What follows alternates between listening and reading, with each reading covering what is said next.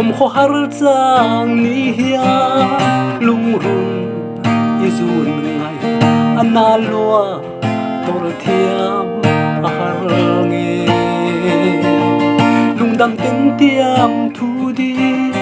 kan tiam dun lai ka ngai bang thi don lu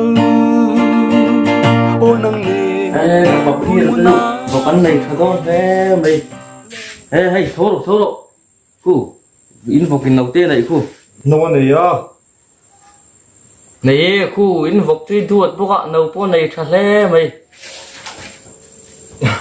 vọc hết ra mày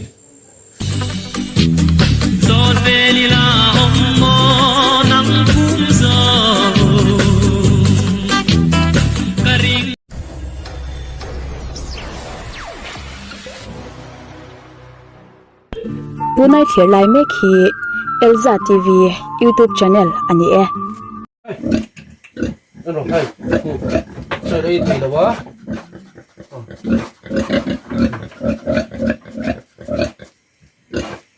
rồi em một thêm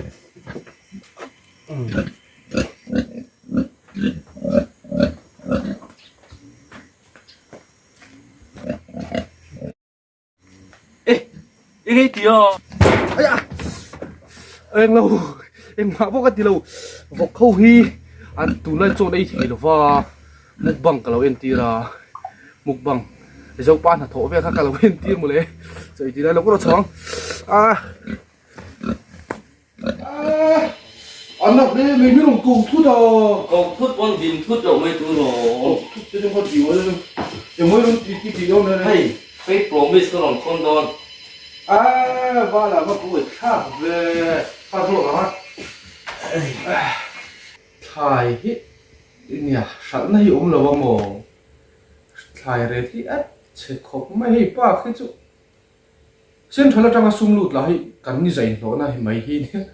hay lấy ba về là cao nè cắn hay các ba cao là rồi lụt chỗ này mày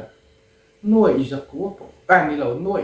nhìn nàng nuôi lắm rồi chén giặc của lệ của về chỗ mà đi bộ hoa nào mồ ba khi chỗ chú bộ inu account về là mi ti dễ là thì khán là pha dễ là account nào lâu thu khá sấy dễ là pha har sa béo anh ấy chú mà lệ anh ấy tiếng rê rê kolum nè nè cầm sa tay ốp được chú bà niệm mà lệ mà nia khá Muhammad bin tak là kami ni lo helpol là pa khá lu man tàu được khá kami thì các anh sun về để các ti về mà lệ tiếng này nó mỗi cái hết tiếng bùi cho cả điên đồn nhỉ ngô lộc phụ cả lệ nó từ cái này xia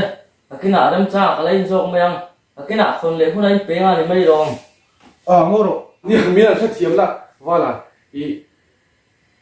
thu tiệm mà ni se ý thì mày ăn phê promise đi cái lâu tiệm mà alo mồm tu tê mộ ngà mình ngay lâu là hey thu tiệm mà tên đồn là ai chân tiệm lâu lố chú thà nè ama rồi chú nè cái lâu tiệm mình sẽ tổ xì thì chú vàng cho nên kan tiang amaro chu apun khasia ta harami chu ti chan tu lai phei chu sei le sei tu sarkar ang deu hi kan ya aro deu vek mai thil ve de mo chu wang chan nakina am rem cha kan peton ne tro vale asho mele me kal to me ifelu tu ke le ani le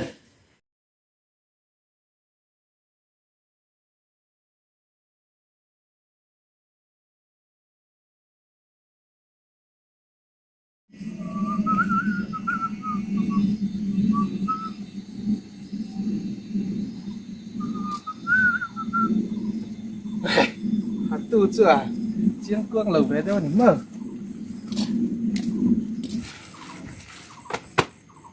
cười hi hết cái đồ làm phó lighter ôm là phó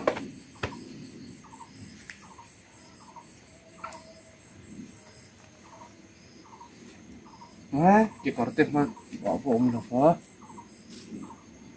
không ai có món hot shop có món cái gì mà có món nó không ai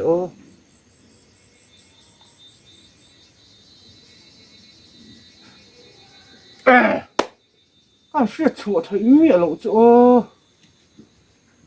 tú là tắc cái chân dưới là chỗ tuy đó nó xin về ai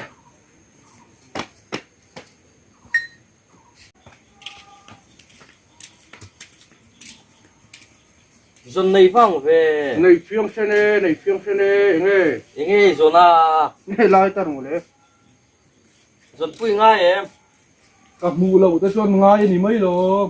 lại tar ta chu khi ta đồ ra pon zur trâu lom lấy lệ mấy ta che lại tar mấy cái dồn dồn ngay thì nè em à cho tiền thì tí xia là lo lại ta sát tiền này nè các thuyền bao xí bay cho tiền mi ron hòn lo à xia gì cái ui gì cái tiền gì đi ở đâu muốn xia lúc tụi này ê cái tiếng à siêu biểu ta chun áo vác la ron em mấy lâu mò không lao chút à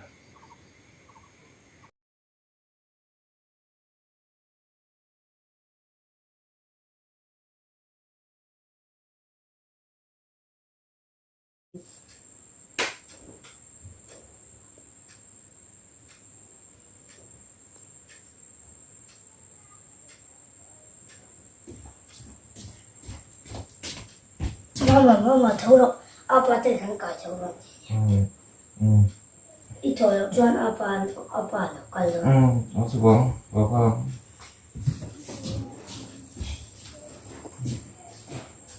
ê cái bắp phi rồi ta dụ vào cái này thật đó thế mày ê hay thô lộ khu in vào cái đầu tiên này khu nó này á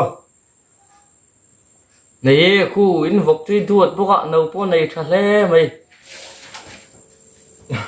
vọc cái gì